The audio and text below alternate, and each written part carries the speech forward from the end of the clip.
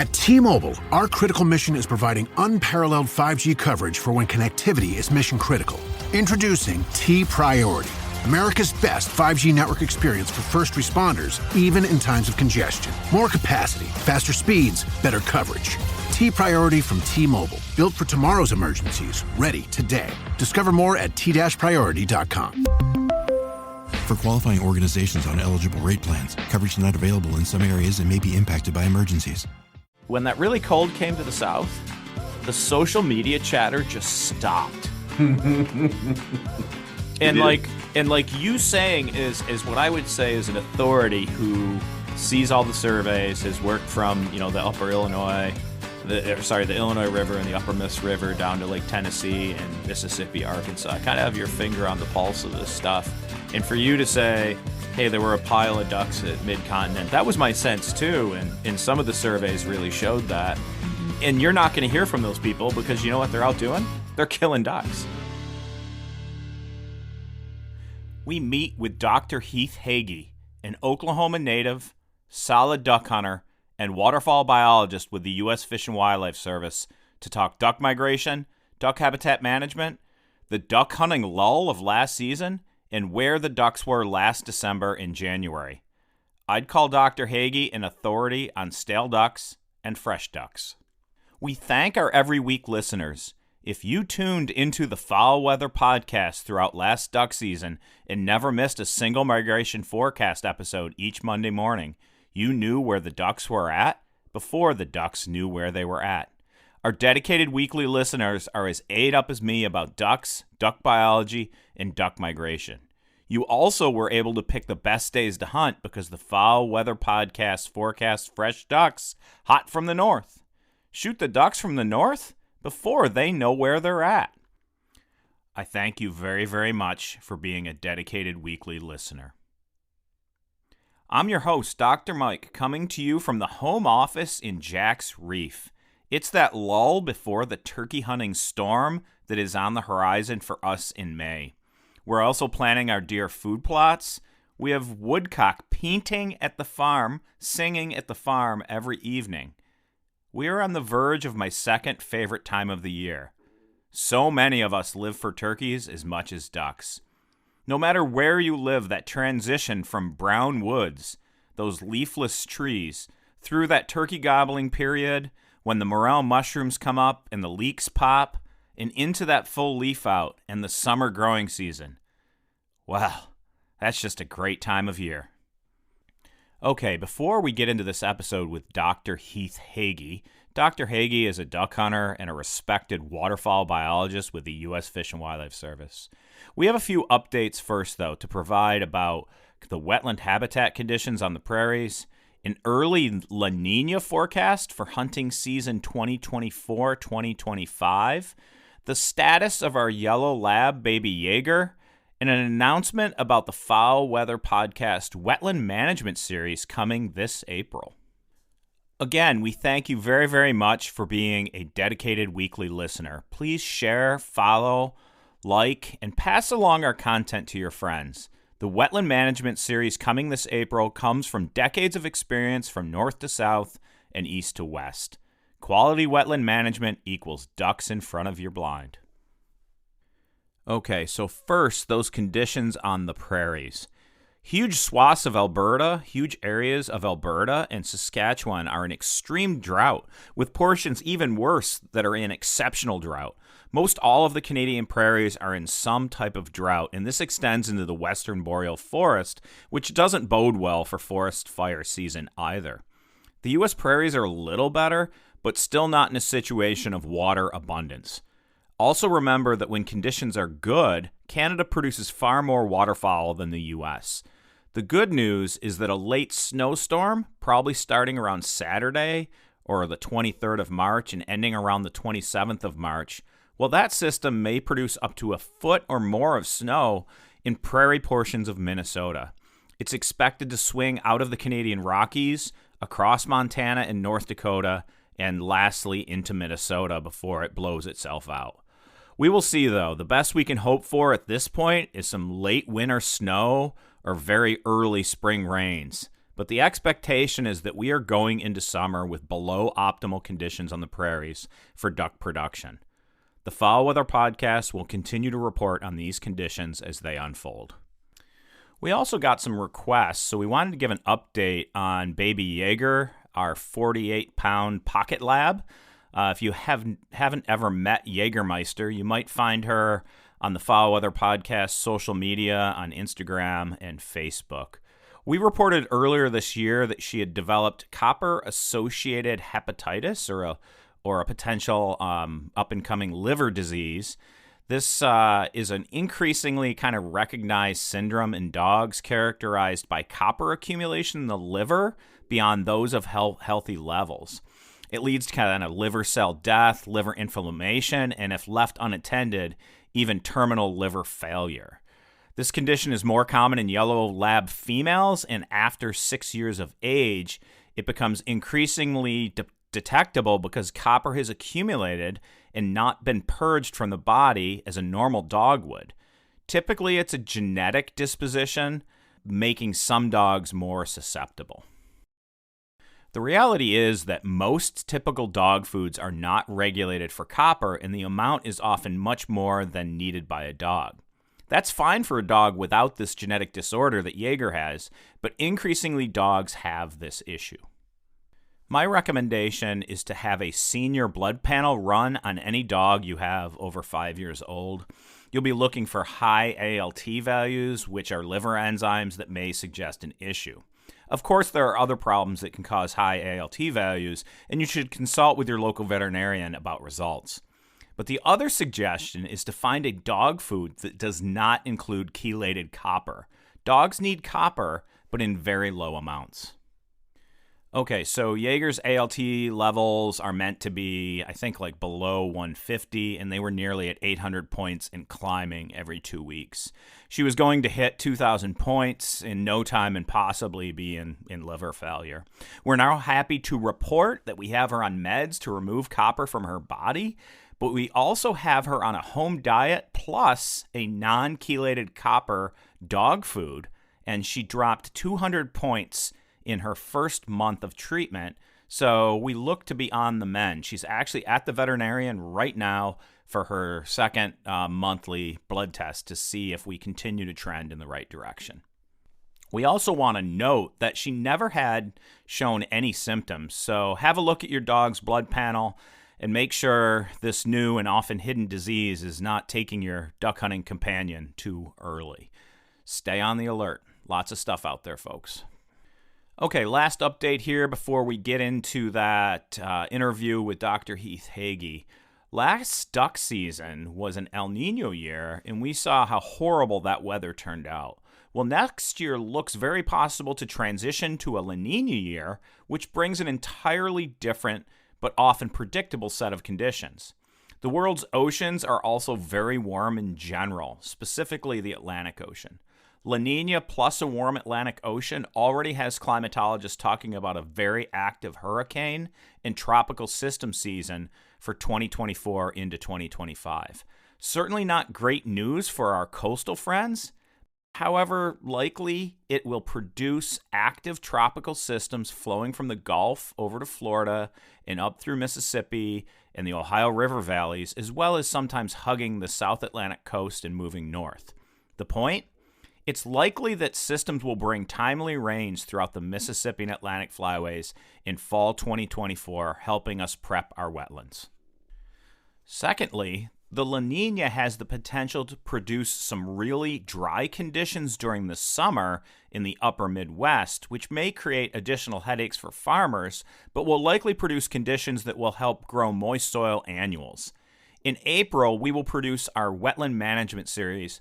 To learn more about how drawdowns work to produce duck foods and attract ducks, please tune in. We're really excited about the release of this important wetland management series. To finish off this La Nina comment, though, if I was a betting man, I'd put money on natural rewatering of a solid moist soil drawdown this year in areas that are typically hard to rewater. That is, tropical storms in late summer and early fall should be abundant, or at least a few of them should be intense enough to rewater previously drawn down areas in the Mississippi and Atlantic flyways. The exact location of these systems will matter, and the Fowl Weather Podcast will report on these systems as they develop. Obviously, very early, as these predictions become more confident, we will report on them here at the Fowl Weather Podcast. Okay, enough fanfare, on to the main show. We deeply thank Dr. Heath Hagy for being an informative guest. On to talking about fresh ducks and stale ducks, my friends. You are tuned in to the Fowl Weather Podcast, the forecast to your next successful hunt. Coming to you from the home office, Jack's Reef, New York.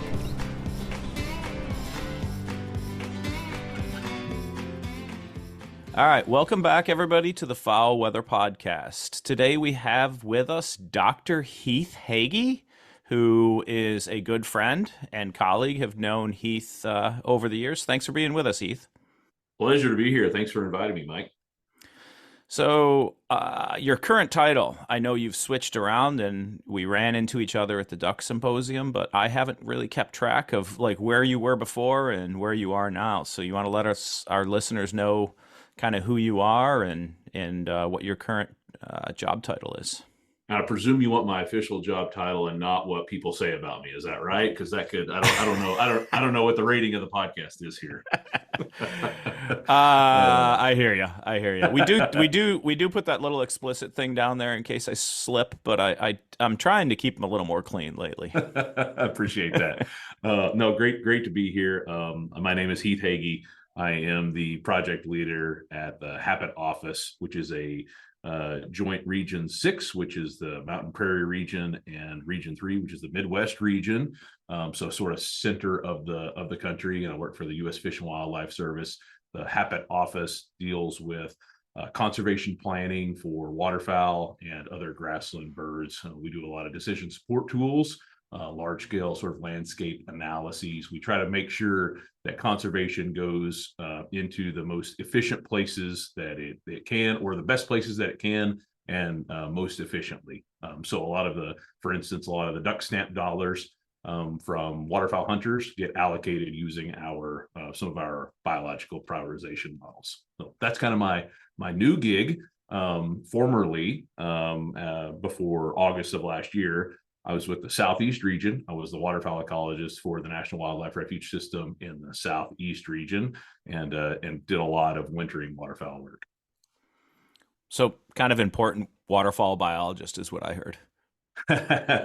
Definitely a waterfowl biologist. I suppose the importance of that could be debated based on who you talk to, but certainly have spent almost 20 years now thinking and worrying about waterfowl and other grassland birds professionally, and trying to make sure that we do the best we can with the resources that we have in the service, and with state agencies who we help out with as well, most efficiently, not only support the birds but support the users, the hunters and other non-consumptive recreationists.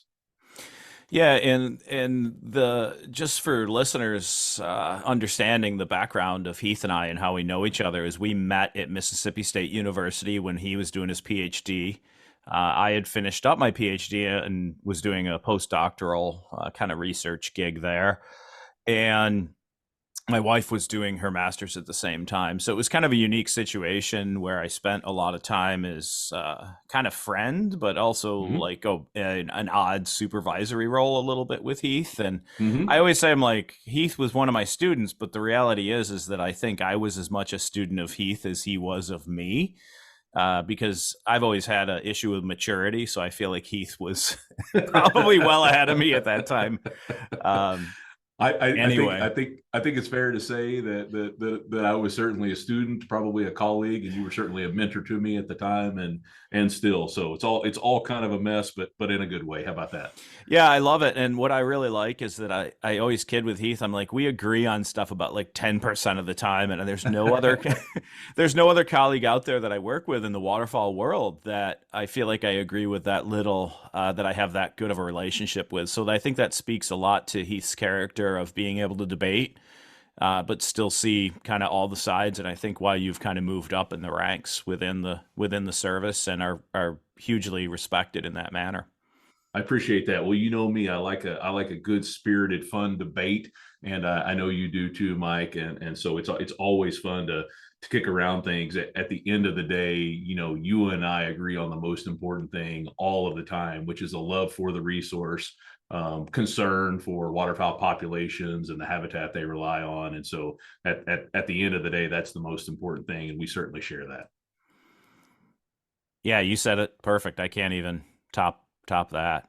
The other thing I like is I look at some of the research, and we'll get to your research end of things that you've done on kind of weather effects. It is the FowlWeather Podcast, so we will get to the weather, and we'll talk a little about how hunting disturbance affects duck hunting as well, and some of that work you've been involved in. And I look at that work and I'm like, that was my idea. But the reality is that over time, Heath, we've had all these conversations. And what I like sometimes in this field is it doesn't matter whose idea it was, as long as it gets done at the end of the day. That's right. And it adds to that conservation and management of that resource for all the great people across duck country. That's right. And we have to have the opportunity to learn in different places, test it in new systems, on different species, so on and so forth. So just because somebody's, you know, done it once doesn't mean that we're done with the question. You know, even over time, sometimes we have to revisit questions because things have changed, right? Weather is different, climate's different, development is different, people are different, pressure is different, so on and so forth, right? And I think we'll probably get to some of that hunting pressure, but things change over time, and so we have to sort of answer some of our questions again and again to make sure that we're on top of those answers, and to make sure we can adaptively manage for the resource and the people who use them. Yeah, that's an awesome answer and comment. I think people have to realize that this process is kind of iterative, where we learn from it over time. And it's just like a lot of folks want to take an individual study and do it as like a one-off comment. And it's typically not how it works, right? There's change. The one thing that's constant is change. So that's exactly right. And, you know, I tend not to tell people that I have one answer. You know, we might have answered a question in one area at one time, and that can be frustrating to people. And we certainly have more information, but you hit the nail on the head. It's an iterative process. Science is an iterative process.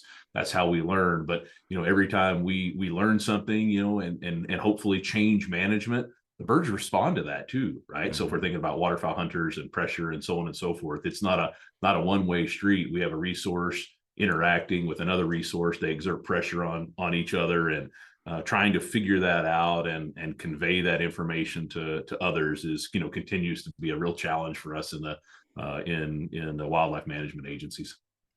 Yeah. That communication is key. And I think that's one of the things we're trying to do here on the FowlWeather Podcast, is not just do the seasonal stuff, but bring this science and what's really happening out there in kind of a pretty clean and digestible form by the hunting public. So, yeah, super happy to have you on. The next one here is, I thought, you know, when I first met you, I'm like, this dude's pretty big. I think he's from Nebraska. I think he's just been fed corn his whole life. But you're actually from out in rural Oklahoma, western Oklahoma. And that's right. My expectation is you grew up in a hunting family or some farming rural community. So just let our listeners know where you come from and kind of how you got to where you are today. And I guess, you know, we'll dig into other details later. We'll pick on you about some stuff and other things, but just the basics for now. I absolutely expect it. Look forward to it. Yeah. I grew up in western Oklahoma. We had a small family farm. My parents were teachers and administrators in the local school district. And we did some hunting, dove hunting, but actually my father wasn't a huge hunter, did it a little bit, but being out on the farm and in a rural area, I had a fair amount of access to other people who did. And really later in high school and then in college, I got into waterfowl hunting, something I'd done a little bit, but because my really nobody in my family directly did it, it took a little time to get into deer hunting and then into duck hunting. But yeah, that is certainly a big part of who I am. So professionally get to work with a resource, and then personally get to experience a resource from a hunting standpoint. And then, later I've moved around a ton, Mike, you have as well. So I know you completely understand the changes in geography, which can be difficult personally, but really, really beneficial, from your worldview and professionally to understand systems and make connections and understand how variable things are over space and time. And like we were mentioning a minute ago, there's not one way to do things. There's not one answer. And so I went to North Dakota State, did my master's, worked with grassland birds on kind of an agriculture project for my master's, and went to Mississippi State, worked with Rick Kaminsky and you for my PhD on a waterfowl foraging ecology and management project, and then did a postdoc, worked on some NRCS questions and grant over at University of Tennessee, Knoxville with Dr. Matt Gray, and then was the director of the Forbes Station with the Illinois Natural History, the Belrose Lab, some people know it by, in Havana, Illinois, for about 5 years after that, and then transitioned to work with the Fish and Wildlife Service with my waterfowl ecologist position in the Southeast. Did that for almost 7 years, and then in August of last year came up to work with Region 6 in the Midwest region with the Happett office as the project leader up here. So I've seen a fair amount of the central and eastern portion of the U.S. and spent a little time out west too. So have a fair amount of geography under my belt. Yeah, and I always talk to students about how important that is. Like, if you want to be a really good waterfowl biologist or anybody working with migratory birds, you should move north to south and see them in all their conditions and all the places you possibly can. It's not like everybody can do that, but I think folks listening here might kind of want to realize that a lot of people who are waterfowl biologists out there have done that, exactly what you've done, and traveled the country and seen them from north to south, and not just hunting. I mean, I always really enjoyed going and working someplace for like 4 to 5 months and embedding myself in the community, understanding what ducks do or do not mean to them. There's a good portion of the prairie where the community there is not super jazzed about ducks in general. They get in the way of what they see as progress sometimes. And so having just that feel, like if you go hunt there, you might not get that feeling, but if you live there, you do get in touch with that stuff. So that movement around the country is super important and really common among waterfowl biologists, as is the kind of the hunting background that you discussed as well, right? Like, I think a lot of Joe Duck Hunter out there thinks of biologists and themselves at odds with each other, when the reality is we're all on the same team, and we've just got to find a better way to communicate sometimes. That's a great point. And in case there are some students that listen to the podcast, that's one thing that, if I get 1 minute to talk to a student and they ask a question, hey, do you have a piece of advice? Go work somewhere else. Go work for a graduate student. If you're in the southern U.S., go to the breeding grounds or Canada or Alaska somewhere, and work on a banding project, or work on a nest dragging project or a productivity project, whatever it is. Go see the profession in different geographical areas. It will benefit you personally. It will benefit you professionally. It's just that perspective is hard to get any other way, but going and living somewhere else for a little bit of time and experiencing it. That's a fantastic point. And honestly, like personal growth and just my understanding of the world, and probably for you too, it just was an exponential period of growth, and probably more fun than anything I've ever done other than this podcast. Other than the podcast, absolutely. Right. Yep.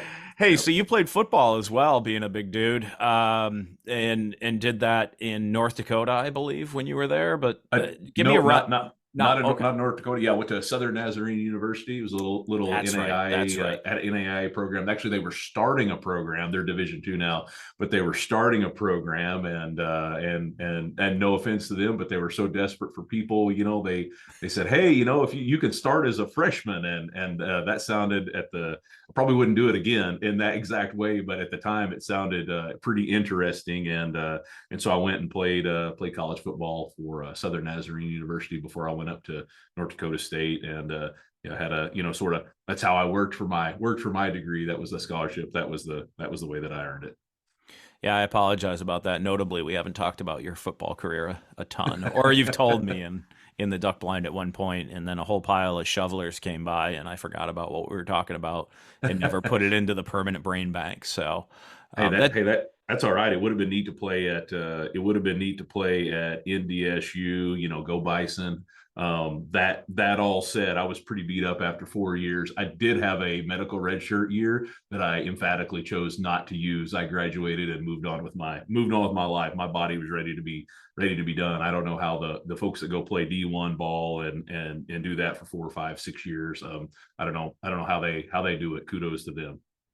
Yeah, it's pretty impressive. I remember taking philosophy class at Syracuse University, because I went to ESF for my undergrad for forestry, but we could take SU classes.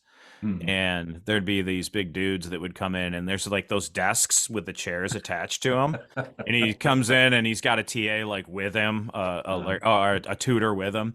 And he's like, I'm going to need another desk. Like big linemen in intro philosophy class, which is, kind of fun to see. But you can see those guys hobbling around campus sometimes too. It's a tough life. So, but that's a cool experience for you, Heath. And I just wanted to let the listeners know that you're multidimensional. So. That's right. And I still limp around my office a little bit from those days. And I did bring up shovelers because at our time at MSU, you and Mississippi State University, you and a bunch of other students leased some catfish ponds, and I joined you a few times, and you've kind of got a little bit of love for shovelers, it sounds like. They are the green-headed duck, right? I think I'm gonna get a lot of hate for that comment, but you should not. But a fantastic resource, a fun resource. Yeah, we spent some time on on catfish ponds and those sort of areas, especially middle of the day if a draw hunt hadn't worked out very well or something like that. And what a great experience to have access to that, especially if you had a young dog, needed a lot of retrieves where, sitting in a blind or sitting still on a stand or something for long periods of time wouldn't have been their strength to put them on a catfish pond levee and have some action for a couple hours. It was a good time. Yeah, I had no complaints whenever I went with you guys. So, all right, the nuts and bolts of the interview kind of here. You've really got your finger on the pulse of this winter, I think, from previously being that position as the waterfowl biologist in the Southeast U.S. So let me take a break here. I do want to point out that's not a position in every region. Mm-hmm. And probably would be nice if it was to have that like science-based person for the Fish and Wildlife Service and maybe refuges in every region. And I think you've kind of advocated for it in the past, but just not something that ever came up. Yeah, that's right. There are positions that do those functions in some other regions, but I'm not aware of a dedicated person for the refuge system that sort of has that in most other fish and wildlife regions. There are certainly trade-offs. There's only so many positions that can be supported, and the list of things to do that the service is tasked with is very long. But there's certainly a lot to do in the waterfowl world, from a science standpoint, from a supporting management standpoint, from a communication standpoint, and the Southeast region, invested in that position in 2017, and I think we got a lot of really good things done, and we're able to advance the science. One of the big responsibilities that I had was sort of linking the science. So not just the publishing and peer review articles are great, but if that information never gets transferred down to folks who actually do the management on the ground, that make the plans, that manage the WMAs or the refuges, that drive the tractor, so on and so forth, then what was it all for? And that is often sort of a missing link or a neglected area of management, is transferring that science. So that was a major part of my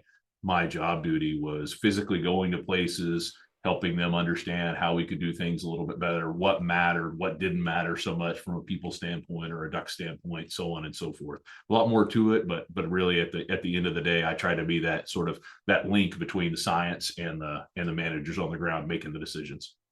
Yeah, that's an awesome comment, because that is typically a missing link. And And that's kind of why there's no way for me to advocate for that too strongly, but it would be nice to have that position in almost every region. I mean, I think our state guys, when I show up at their wildlife management area down the road at Montezuma, which is an awesome resource for the Atlantic Flyway in general, and the Montezuma Wetlands Complex, when I walk in, I kind of bridge that between kind of bring the science and talk to them about what they could and could not be doing.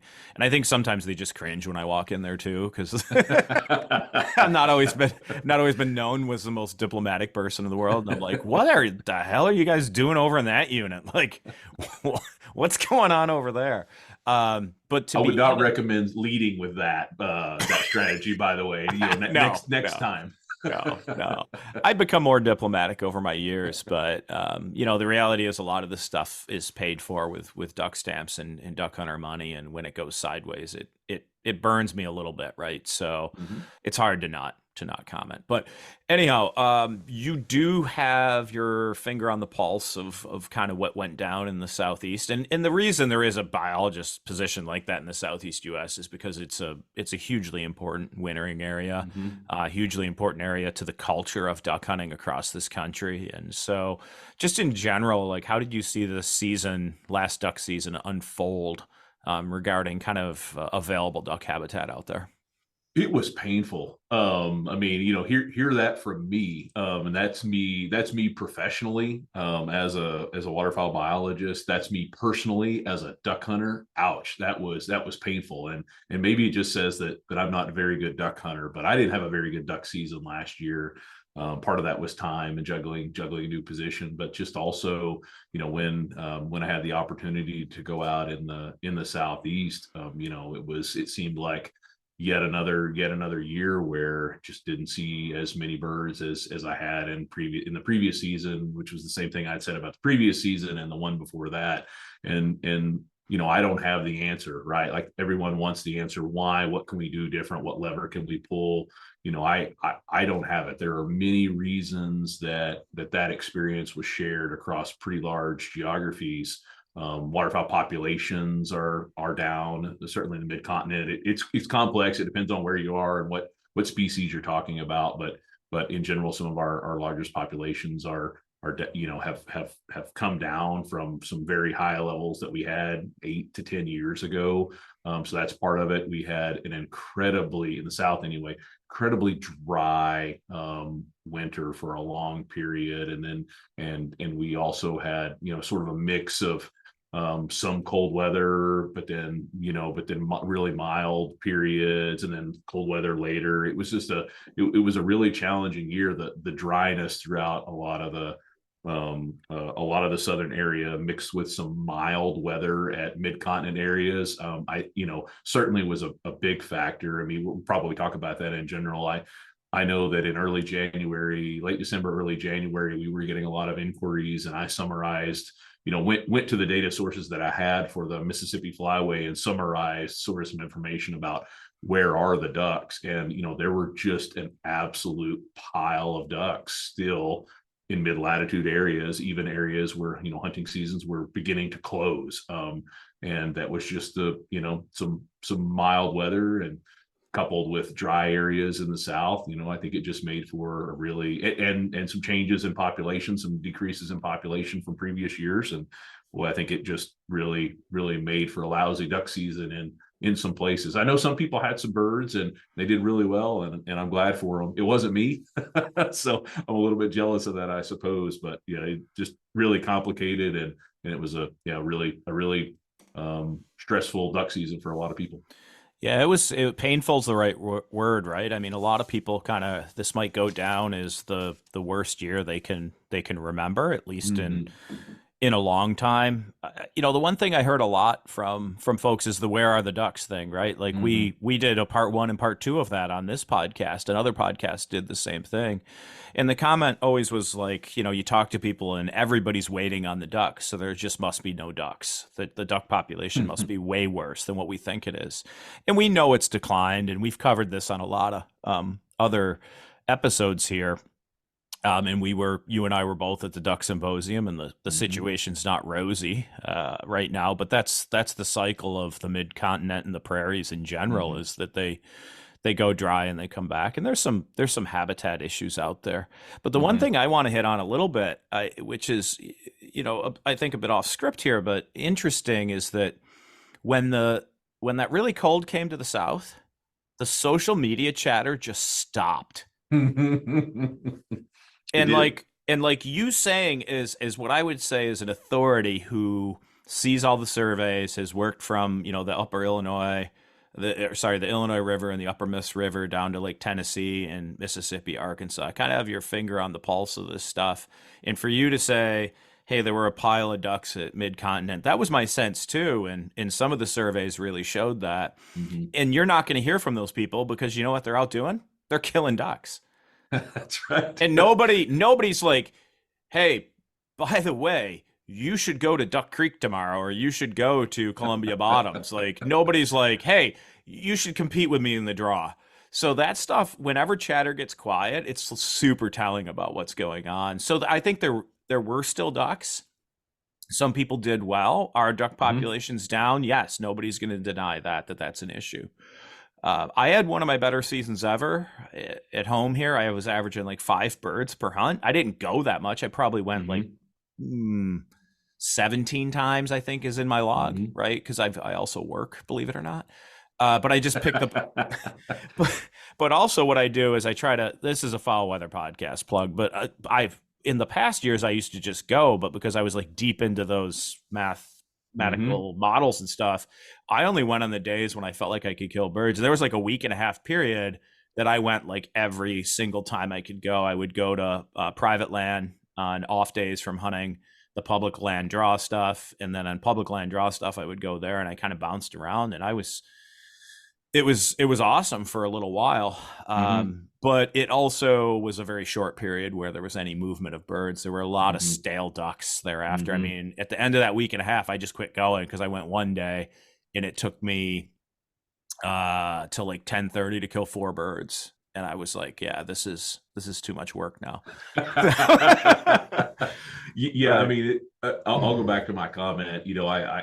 I know some folks in mid-latitude areas, and like, to me, where you hunt, Mike, seems more like a mid-latitude area. Would you agree with that? Yeah, it definitely is where we're at. Yeah. And there were a bunch there. Were they all there? Were they all in one spot, in quote unquote, like in Illinois or in New York or in Ohio or wherever, right? Wherever your sort of mid-latitude area was. No, they were still spread out. There were fewer to go around than some of our recent history than there probably have been. But that doesn't mean that things were rosy in those states. I've seen some of the initial reports from the harvest data over the last few years. Some of the harvest in those states has decreased as well.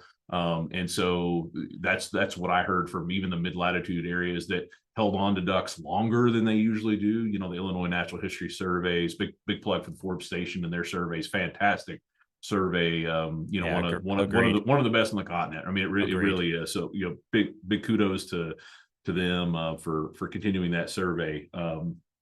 But their numbers, I remember Josh's post, like they just hung on, like there were just birds still there and still there and still there, when typically they would have they would have moved out, whether it would have pushed them out, ice coverage, which is we'll probably get into that ice coverage stuff.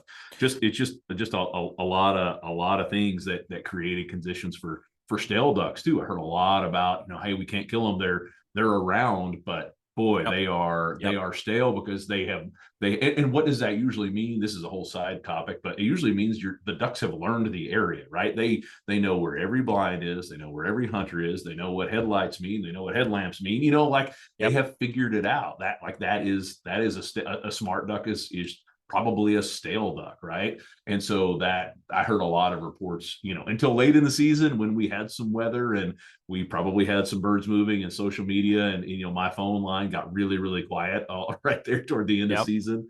I think that was an issue even in places where they had more birds than other places, is they had learned the area, they had been there a while, and they had gotten stale. Yeah, and it's not like some of these species, there were a lot of them. But like gadwall, that should be just like boot heel south, right? They still had like record numbers of them on the Illinois River in Upper Miss, which a lot of people want to call at the southern latitudes want to call those calendar ducks or photo migrators. And the reality is that they still adjust. It's just usually by the time the season opens in like Arkansas, Mississippi, Alabama, Tennessee, those birds are already there in good abundance. But this year was a complete anomaly where to some extent they actually hung north, and so kind of showed us that they're not as calendar restricted is kind of what we think in general. Absolutely. Yeah. It's, we like to find one thing, right? And me as a duck hunter, I do too. I want to know the one thing that I can watch: the barometric pressure, the moon phase, the north wind, the temperature, whatever it is, right? The calendar date, what tells me that I should go hunting. And sometimes some of those things really work, but really, it's a bunch of different things on a lot of birds. And this is the other thing that, there are probably cohorts of birds that are more calendar migrants, and there are other cohorts of birds that, they're less calendar migrants and really dependent on weather. And so it depends which cohort you're sort of working with that comes through your area as to what's going to move those birds and affect when they get there.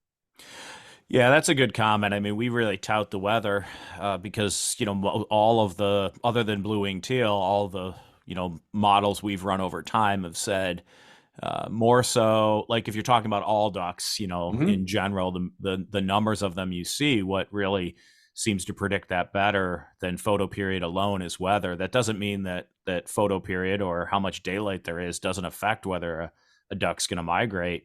Just that photo period for overall has a better predictor, but there are individuals or groups of individuals, as you know, that act differently. And that's what makes birds in totality very successful, and specifically ducks, is that if everybody did the same thing all the time, it might put them in a pretty bad position with environmental change. But because they do things differently, some succeed and some lose, but there's always some that succeed. And so that's why birds in general on this planet have done, and ducks specifically, have done fantastic through time. Absolutely. Very, very adaptable. There's a lot of variation, which as a biologist is hard to deal with. As a hunter is hard to deal with, because you want to find that one thing or that one model that'll tell you what a duck will do. But it turns out there's, just like there's not one person, there's not one duck, right? There's a lot of different personalities, a lot of different behavioral traits. And I agree. Weather is a great predictor of most. But if you're in your area, I'm just making this up as a hypothetical, but if in your area, you typically have, you hear about in southern Arkansas, you hear about what the Halloween ducks, right? I've heard that before. Yep. And that is a thing, but that doesn't mean that 90% of the mid-continent mallard population moves on photo period, right? Or with calendar date, but or do some of the birds probably move with photo period primarily and photo date, and less with weather? Yeah, absolutely. There's a huge spectrum across those individual birds that sort of man. Today, the beverage aisle looks a lot different than it used to. America's beverage companies are working together. We're delivering the options everyone wants. In fact, nearly 60% of beverages Americans buy have zero sugar.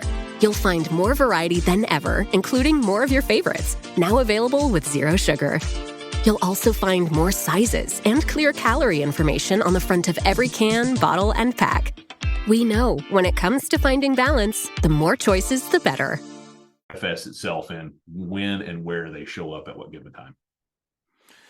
Yeah, cool stuff. I mean, you and I could talk about split hairs about that for hours, but the meat of some of the really cool stuff you did while you were in the Southeast were these research projects, kind of about weather and hunting disturbance and how they affect duck hunting potentially. Can you? This could be that we could just do a straight podcast on this, right? And, that's right. And folks have on the whole hunting disturbance thing and effect on duck hunting, but just in general from that super important work, what have you learned? And let's just go with has duck migration changed is a very broad question to start. Oh gosh, that's a good one. There are so many different things that I'll say we collectively, right? Because I don't, I will ban a duck or I put some transmitters on, but more often than not, it's a we thing. There are groups of groups of students, your lab, you do a lot of research, Mike, and I've worked with University of Missouri on a large project, and the Tennessee Tech, the Cohen Lab, University of Arkansas at Monticello, other folks, Bart Ballard's lab in Texas, huge projects, Kevin Ringelman's lab and what Paul Link does. Brian Davis's stuff out of Mississippi State. There are all sorts of people. Sorry if I didn't, mention you right off the top of my head. No, we don't. Right? We don't. The point is, we don't do this alone. That's right. This is a group effort. Yes, that's right.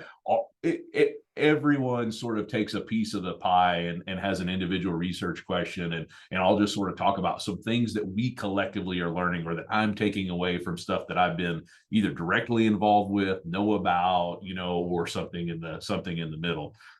Your question about changing distribution. If I cut right to the end, the information that we have in front of us says yes, we have evidence duck distribution in the winter is changing. There's a but coming, a huge but in that sentence, right? But it varies considerably among species and where those ducks are. So what we've seen is that the changing pintail distribution in the mid-continent, in the Mississippi and Central Flyways, doesn't look the same as mallard changing in distribution. And let's just get into mallards. It depends on where those mallards are from. If they're produced in the prairies, then their distribution has potentially changed less than if they're produced in the Great Lakes region. So there's some new published information coming out on that, and I won't scoop that, but it exactly, but it depends is the answer there. And one other thing, yes, they have changed, and a lot of people will sort of palm to forehead and say absolutely it's changed, right? Right. If you're in central Louisiana, you don't see as many mallards as you used to. But does that mean they're all in northern Missouri or northern Illinois? No. They haven't, the centroid, or like where those core distributions are, has not changed thousands of miles. It's changed a couple hundred miles, right? And so right. We don't see wholesale change. Another thing that you hear all the time is, or that I hear all the time is, all the birds are in the Central Flyway from the Mississippi Flyway. And I don't know, I'm sure something is said in the Atlantic Flyway about they're all over here or whatever, right? But no, they're not all. Right? There are some subtle patterns, and individuals, yes, in some years, there's some evidence that some birds, may do some quote unquote switching. That's a fairly, you're drawing a fairly fine line there in a duck migration that they could go thousands of miles. But anyway, but no, there's no evidence that the Central Flyway is the new Mississippi Flyway, or the Mississippi Flyway is the new Central Flyway, right? It is much more complicated than that, and we don't see these wholesale changes of abandonment of wintering areas. Yep. With the caveat that the farther south you are, the more extreme some of those changes are. So when we talk about South Mississippi and South Alabama and potentially Georgia, Florida, South Louisiana, they have experienced some, much larger change in species and abundance than if you're in Arkansas or you're in West Tennessee or North Carolina. Which still impacts a huge chunk of, traditional hunting culture. So not to discount that in any way. Absolutely. And tell me if I'm wrong, but I read the one paper, and it seemed like the early portion of the season, like October, that birds were actually moving earlier than they used to, but later in the season, they were not moving further south. So there was like this balling up of birds at mid latitudes, maybe. That's a pretty good way to put it. I don't know that I've actually thought about that in that exact way of sort of a crunching down or a balling up of birds. I think that is a reasonable way to think of it. And we would, and I say we, but collectively some research that's come out would probably support that to some extent. Now that I don't want to mislead people and say like, oh, they're all in this little bitty area in the Missouri Boot Heel or or wherever, right? But yes, I think there's some evidence that maybe some of those wintering areas have crunched down a little bit in more, especially in more recent years. And what you brought up too, I didn't go into that, but some of the when I said it depends, right? Some of the most intriguing results have been that there's not a single answer for all of winter, right? It depends on the species and it depends on the month. One thing we have seen with a number of species is they tend to be sort of reducing the time they're at some of these southern latitudes, right? And so instead of shortening of winter. Right. So if historically they showed up on November 15th and left on March 15th, I'm just making this up for hypothetical, right? But now we might be experiencing birds that show up on December 15th and leave on February 15th, that kind of thing. So we have seen some major differences by month in where those birds are, and that's manifested in some ways. The further south you are, the longer it's the shorter duration that you're going to have birds in your area. Yeah, and this actually loops back to like some of the stuff that happened this year, where there was that like really kind of mid-October snowstorm that happened in the Dakotas and such, and got cold for a while. Folks in Iowa were worried, like, are our birds just going to blow by us and we're done? And there's some kind of climate change stuff going on there, because the thought is this weather whiplash thing might become more common, because as we go into the northern hemisphere winter and the North Pole cools, but our equator is really warm, that warm air has to rush north. It creates this weird situation where when that warm air rushes north, it changes low and high pressure systems, and we get these bubbles of cold air that blow down. But once that cold and warm air equilibrate and it reorganizes and the cold air stays at the poles, you might end up with a pretty mild winter thereafter. And that's kind of what happened, is whenever we got these cold outbreaks, we get these long settling periods of warm weather afterwards. And I think we're back into that now. Like we're at one of the warmest, February, Marches we've seen after that like really cold shot in January. So we had three of those this year. We had an October one, we had a December one, and we had a January one, which long-term forecasters could almost exactly line up when they were going to happen.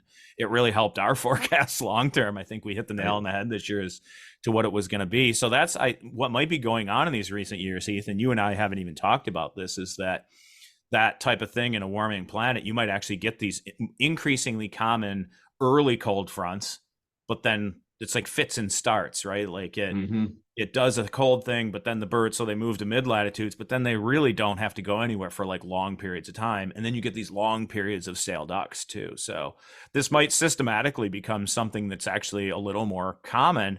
And when I think about it, like those folks that go to the Dakotas to hunt in October might increasingly get screwed by cold events, which push birds out before they get there. And I think a lot of guys have tried to go and have seen those years where they've gone north and then it's been a little colder than what they thought was going to be. That's right. It has certainly happened to me, right? If you do travel to hunt to northern areas, you often make those plans a year in advance, 6 months in advance. Most of us, have to, that's a big trip and have to budget for it and plan for it and take off work and such. And you're hedging, you're hedging your bet on how those dates are going to look with the weather. And it can certainly not hit. But Mike, I think that's super interesting. You are well versed in the climate literature and how wildlife respond to it. What my mind immediately goes to is, gosh, if that's changing, we have increased, volatility and these different patterns. Ducks are going to respond to that, right? I would assume that ducks are going to have to come up with different ways to deal with that. So it's not just about the hunters, it's about the ducks too. And I presume a mallard may deal with that differently than a gadwall and a green-winged teal. And that's super interesting, right? Because a mallard can handle a lot of your average mallard can handle a lot of volatility. They can sit for a week or so and not eat a whole lot and just conserve energy. Green-winged teal can't do that. A gadwall is less able to do that. So it may manifest itself differently with some of these different species. And gosh, that's super interesting.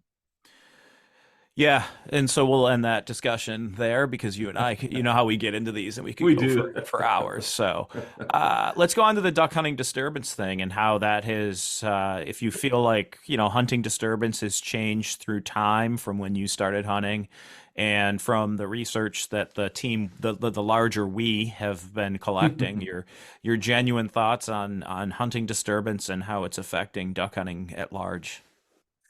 That's such a hard one. I'm in my early 40s, and so I have a 20-ish year perspective on waterfowl hunting. Has it gotten any easier? Absolutely not. I would say, has it gotten harder? I think potentially in some places, and where I've hunted in northern areas, it has certainly gotten harder to gain access than it was 20 years ago. That's not just a time thing. There are other reasons, socioeconomic reasons for that too. The ability of information, the leveling of the playing field, with social media and I guess I probably shouldn't say any brands on here, but some apps that you can get landowner information on readily, easily for inexpensive cost. That has leveled the playing field of skill from what used to be a more nuanced. There was a lot more friction in getting on to some places and getting permission, and some of that has lessened, and so there's probably that has probably manifested itself in fewer people, in some changing landowner attitudes about people getting on land because of abundance of requests and so on and so forth. So I'm just sort of rambling, Mike. I don't have a great answer, but I don't think it's gotten any easier. That's for sure. I agree with that, and access is a thing. And the one thing that I see is people, maybe it was like a post-COVID thing. I think it was starting before that, but people just going like every single day, right? And whatever, each to their own, right? But I'm always of the opinion that I've got other things to do, and I'd rather try to pick my best days and go on best days. I'd rather let birds build up. I mean, I ran into a crew last year that was like, "Oh, we've hunted like 30 days straight." I'm like, "Oh, sweet." And they're like, "Oh, we killed 19 ducks." And I was like, "Awesome." Like they're like, "Oh, we over were the killing 30 days they killed 19 ducks." Yeah. Oh my gosh. They're mad at them. No, I'm not that mad at them. And just a crew that went in there and it's a place that would, over a week or so, and the river would come up every once in a while and flood out, and you could go in the afternoon and get into swarms of 300-400 black ducks and mallards trying to come into this little tiny cornfield that floods out actually on state land, and you could really rip into some birds and have an awesome like hour and a half, 2 hour hunt and get in, get out. But these guys had been sitting there for 30 days straight, and that just disappeared. And so I think there's a fair bit of that. Like, I'm just going to go every day, no matter what. I think a lot of people who have leases just go every day, no matter what. And I always, and some of it's fine. Like if your thing is to sit in the blind and, eat breakfast sandwiches and pet a dry dog because they haven't had a reason to get wet yet and all that, and you want to just hang out and get out of the house, that's fine.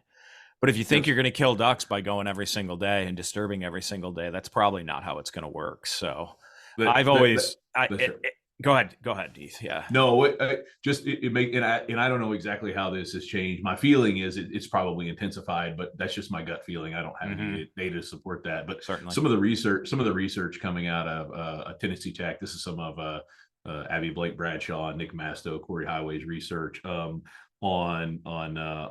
sort of the what do they call it? The sort of the risk landscape and how actually static that is. One thing that Nick was able to do in some of his research was quantify the amount of time people are in these permanent duck blinds, right? And that's not a thing everywhere, but especially the further south you go, in some of the middle latitude areas, you have these permanent duck blinds or semi-permanent duck blinds, and they're there every day, permanent decoy spreads, and you're either in them or you're not. And one thing in his research that he looked at for a couple of years was, doing aerial surveys, was whether or not the robo-ducks were spinning, right? Whether, almost everyone has them, and if they're spinning, someone's in the blind, but you're not going to expend that battery power if they're not in the blind. And so that was how he was able to sort of index occupancy of the duck blinds. And we thought that, your random Wednesday early January or mid-December would probably be there'd be a lot fewer people in the blind than a Saturday morning. And that just wasn't really the case. People were in the blinds all the time, every day. And that was sort of a shocking result for me. Yeah. It's just how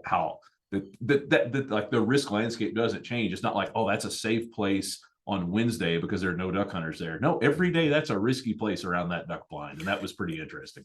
And you can, this is why I keep plugging the FowlWeather Podcast, but it's like in the forecast. You should. It is your podcast. Well, it's the forecast we put out. I don't want to cheapen it by trying to do it all the time when it's not real. I mean, I really do it when it's like a real thing, but if you're in that situation, the days you're killing ducks are just new, fresh, naive ducks that are going to show up and get shot at somebody's blind as they mill around and try to find a safe place. The birds that have been there forever end up on refuge areas, and those might be national wildlife refuges. So if somebody says, oh, I can't kill ducks because they're all in the refuge, that's not the refuge's fault. The refuge is doing what it's intended to do. It's your fault for being there every single day and creating stale ducks, right? Because, and this is the situation by us down the road, is like, if I can find a spot that hasn't been shot for 3-4, holy cow, if I can find a spot that hasn't been shot for 7 days, I'm going to kill ducks. That's right. Because you found a refuge. And likely possibly some new birds that showed up, but most likely just birds redistributing off the refuge that are looking to get away from the mess that they've been in, and maybe declining food resources as well, and find a new food resource. And so resting areas is a real thing. And I always press for, if you're not going to do it yourself, then I think there is most places a formula for hunt management that can get you to that point. But you don't want to do that everywhere, because, you also want just that wide open opportunity. So people, if they want to go on Wednesday, Thursday, Friday, Saturday, any day they want, they can. It's not like you want a hunt system everywhere. But the general comment is that people don't meter themselves. That's very noticeable out there. Yeah, absolutely. Some people do, who have the resources, the property, that can, but that's not your average duck hunter. That's not most of us. It's certainly not me. When I can go is sort of when I can go, when, there's a hole in my schedule, or I can slide out on a weekend or something. And so I don't have that opportunity or really advantage to kind of create my own sanctuary and not hunt it for a week or two and then slide in there, have a good hunt, and then turn it back into sanctuary. That's a good point. And I don't want to drive by it either too, Mike, the point you're making too about sort of frequency of disturbance. That is a hugely important factor. It drives where ducks are locally. Like, we don't have any evidence that more disturbance in Nebraska will make ducks show up in Texas. We don't have that disturbance. That's probably not true, at least for most birds.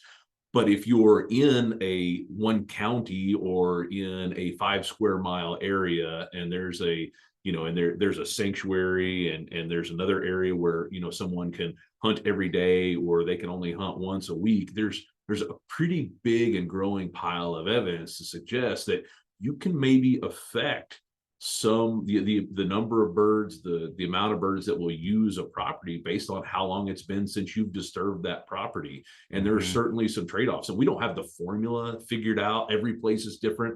There are many exceptions to this rule where you can hunt more often and do fine because you've got other forces driving. Right. But in a lot of areas, especially in wintering areas where, the ducks are there and they know the landscape, it's not a mystery. They're not gonna, if they're in West Tennessee or Eastern Arkansas or wherever, North Texas, like, the odds that a mallard from those areas is gonna push to Louisiana after it gets there, very, very low based on our data. Like that, when those ducks get there to those wintering areas, they're there. They're going to stay within a few square miles typically of where they settle out with, with most of them anyway. 75% of them are probably are going to sit there. And so you can affect distribution very locally by disturbing or not disturbing them. That's where some of the most recent some of that most recent research is telling us.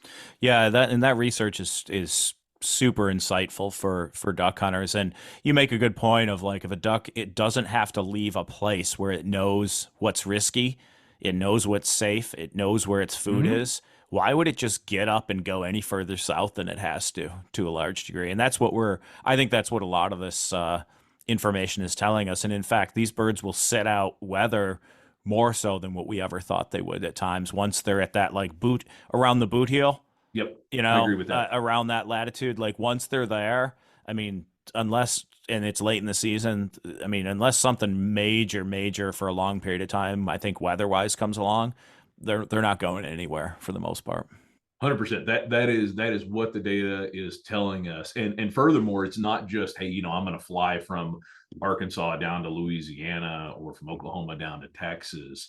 It's I'm not going to fly 20 miles over to the next National Wildlife Refuge. I mean, these are birds that have just flown thousands of miles, sometimes hundreds of miles at in a single flight or over a single night.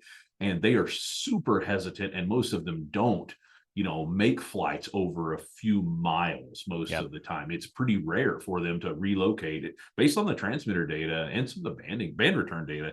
It's super rare for mallards anyway to really relocate to a new area, even 20, 30 miles away. Like they get to an area and they stay in that, because even if they relocate 5 miles away, that is a new risk landscape. They don't know where every duck blind is. They don't know when people get there, and they have to relearn it. And they are at a significant, much higher risk, right? A significant risk of mortality. The analyses are really interesting that show if a duck, moves to a different area or doesn't use sanctuary, they have a significantly lower survival probability. Super interesting. That's super interesting. I mean, I think of it, the analogy here is like, these mallards are paired at that time, right? Are you gonna take your date to the same restaurant that has worked in the past, or are you just gonna go to some rando place the next town over without any knowledge of that? And it's a bad analogy, but we're just gonna go with it. It's the risk, and and if we're saying bird, we're largely talking mallards here, right? So of what we've tagged and watched. So, hey, let's take this sideways for a minute. If you weren't a waterfowl biologist of the grandest scale, Heath, I'm glad you think so, Mike. I think a lot of people do. What does your heart see as the alternative life for Dr. Heath Hagy? Oh, what would I be doing if I couldn't be a waterfowl biologist? If I couldn't have headed down this path when I was in my teens? Is that what you're asking me? Where would I have gone? You're allowed to answer this however you'd like. Not very many people know this, but I almost went to PA school, physician's assistant school, and considered getting into orthopedics as a doctor or as a PA. So there's a high likelihood that I would be in orthopedics if I would have made it through, right, and graduated and been able to set up a practice or join a practice or something like that. That was interesting. I played sports in college and blew out my ACL, PCL, and MCL at one time, and went through the whole thing and got super interested in orthopedics. So that's the potential. I also grew up on a farm, and I love the rural life, the rural lifestyle, and really identify with producers, farmers. And so there's, I could see myself being a steward of the land, producing food, so on and so forth on a farm. So that was like 3 answers to your one question. No, you're good. I'm the same way on that last one there. I grew up in a vegetable farming family, mostly in Western New York. Grandfather and uncle ran it, and I just can't wait to retire and just basically only do that and that's right. Grow food, take it to the local market, and not make any money, but be in good health and active and all that stuff. So and busy. That is one thing you can't take away from a lot of our farmers. They have more to do than they can possibly do. They're busy folks that work hard. So I you've met me. I mean, I work harder, not smarter most of the time, so I'm sure I'd be busy. All right, back to ducks. So at what point did you just snap and decide like ducks was it? Like I'm waking up every day thinking about ducks, duck biology, duck movements, and duck migration. What was that moment for you? That's a good question. There were sort of several trigger points for me that probably won't surprise you very, very much, or may not be very different from your journey. But I was one of those people that did not have the problem of what do you want to be. A lot of my friends, they had absolutely no idea in high school what they were going to do. I took extra biology classes. Like there was no question. And I did, extra biology classes, all that were offered. People were like, my counselor was like, why would you not go take whatever, I don't know, art or whatever it was, right? And go take organic chem. And I was like, well, what I want to do, it's related to science. So anyway, that was me. There was no question. I never really wavered from wanting to be a wildlife biologist. I didn't know that I was gonna do waterfowl stuff, that early on, but was really drawn to it when I became a waterfowl hunter. Was really drawn to it, and then living in the Dakotas during my early 20s, doing my master's degree up here, and just the understanding the prairie pothole region, that really sealed it for me. Really loved the landscape up here, and so many questions. I love working with game species. I work with non-game species too, but I love working with game species. You have such a huge user base, and hunters are so passionate people, which is good and bad, and that's true for me too. But I love working with hunters and on a resource that's has such a passionate group of followers that love to communicate with you, and so that really sealed the deal for me. Yeah, I think you chose as opposed to the PA thing, you chose a career which is both very fulfilling, but also can be very frustrating at the same time. And it takes 100%. a person like yourself with patience to be there. So, final thought, Heath, you're as much a teacher as a student of ducks and duck science, I'd say, right? So we're all still students, but you're also a teacher of duck science to these great folks across duck country. What's your message to kind of the next generation of aspiring waterfowl biologists? That's a good one. That's a hard one.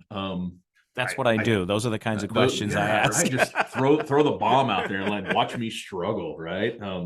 No, I think knowing how to learn and being willing to learn is and that's not a duck science thing or a waterfowl science thing. That's super important for you to be successful in your professions and even personally. Just being willing to learn. And sometimes how I phrase it too is get some geography under your belt, get some geography behind you.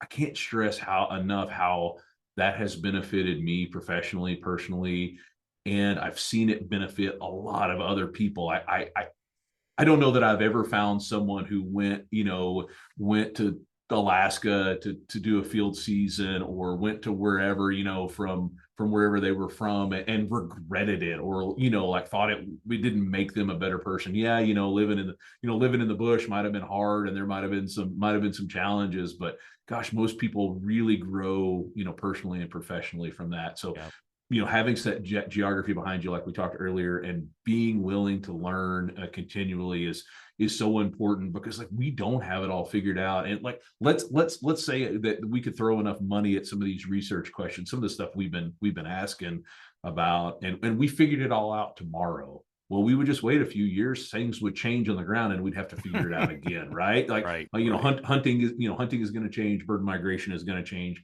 the climate is going to change. So all these things are going to change, and so we're going to have to continue to learn.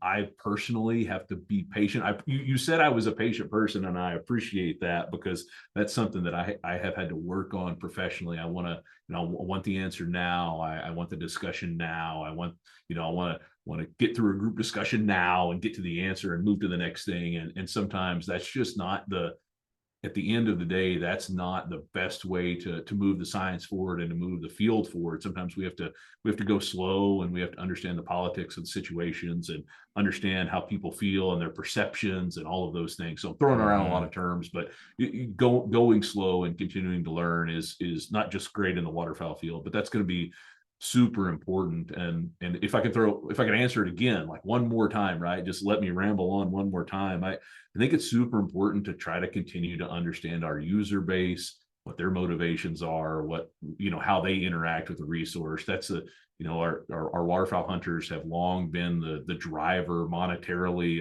of many of our conservation programs, supply a lot of funding to our easement program in the breeding areas, to wildlife management agencies who do great things throughout the country. And so we really have to, interact with that user base, learn from them, learn what they need, what motivates them, and then balance that with what the birds need. They're both incredibly important resources that we can impact as professional waterfowl biologists. And I really cringe when I see, folks going one way or the other, right? It's all about the birds or it's all about the people. I think we have to balance both and really learn how to pay attention to both of those. Saturday presents, in the red corner, the undisputed, undefeated weed whacker guy, champion of hurling grass and pollen everywhere. And in the blue corner, the challenger, extra strength Saturday. Eye drops that work all day to prevent the release of histamines that cause itchy allergy eyes. And the winner by knockout is Saturday. Saturday, bring it on. Both of those resources that we try to manage for. Amen. Do we agree? Did we find something we agreed on there? Well, I can find a way to argue it with you. I like devil's advocate, but yeah, the young people coming up to understand that it's about the birds, it's about the habitat, it's about the people, the three-legged stool, and none of those are mutually exclusive, right? And that we currently have these positive feedback loops from our hunting culture that feed funds and interest into making sure we've got ducks and duck habitat. And, duck habitat is also habitat for other critters. So, I think having aspiring waterfowl biologists understand that kind of full cycle and that all those pieces are important is a great message, Heath. So thank you. Yeah, well said. Final comment to the duck people across duck country. How do we make it better? How do we sustain duck hunting culture as you know it? Or should we sustain duck hunting culture as you know it? I think we have to as natural resource managers, personally, I'm motivated that way because I am one, right? I am a waterfowl hunter. But as I mentioned a minute ago, that's our current funding model. And maybe it shouldn't be, or maybe it should be. I don't know. And I don't have the answer to that, but really it is a huge economic input into the system. Waterfowl hunters pay for a lot of waterfowl conservation. You could argue the majority of waterfowl conservation, certainly a lot of it. And so it's just incredibly important. It's incredibly important that we continue that so that, so that feeds back and we take care of our waterfowl populations. We don't harvest too many of them, but we make sure that we, probably more importantly, provide enough habitat that is not a limiting factor. And we continue to have waterfowl long into the future. And they're able, to interact ecologically, right? They're an important part of the system, but also so that we can continue to enjoy them for a long time. Yeah, I had a conversation with a guide here in New York that's actually contributing volunteer-wise some snow goose parts for a big snow goose genetics project we're doing yesterday. And he said, if our duck hunters took as much energy as they did about complaining about seasons, bag limits, differences of management on WMAs and put that energy into focusing on let's just keep duck habitat on the planet, we'd all probably be in a way better place, right? And then, or the energy disagreeing with your fellow duck hunter, like we're all on the same team, like the guy next to you at the boat launch might be a super cool dude and you've never taken the time to talk to him. Instead, you just race against him to get to the best hole. That's right? That's right. And disagree with him in the Facebook comment section. Exactly. Right? Yeah. Like there's just way too much negative energy out there. And I think that, pulling us back to center as duck hunters, as a team, and also understanding like folks like you and the other people I interview that are working real hard for the ducks professionally are, also duck hunters too. I think realizing that the conservation table is diverse, but that there's a whole pile of people that just don't care. And so within our group, we should probably, focus our efforts and I don't like the kumbaya thing. I like the good debate, but at the end of the day, realizing we're all on the same team is probably really important. So that's a great point. Sometimes we can get all caught up in our differences when really, we agree on 90% of things. It's just I don't know, somebody was in an XL boat and somebody was in another kind of boat. I don't know what it is, right? Or something else. But really, I think, like I said early on, you and I agree. We actually agree on a lot of things, but the most important thing is that we're here for the resource, both of us, and how important that is. And I think a lot of duck hunters would, probably all of them, or at least most, would agree there too. Hey, and if a dude I'm from rural New York, but if a dude from New York and a guy from Oklahoma can build such a great relationship and honestly career working together as you and I can, then two guys from Arkansas can probably get along. That's a great point. Surely. Hey, Heath, it's been fantastic. This is a pleasure to have you on the podcast. And as I've been doing with folks here, and Heath fought me on this one, but he's going to take us out today. So go for it, Heath. Thanks, Mike. May your skies be filled. Shoot straight, my friends.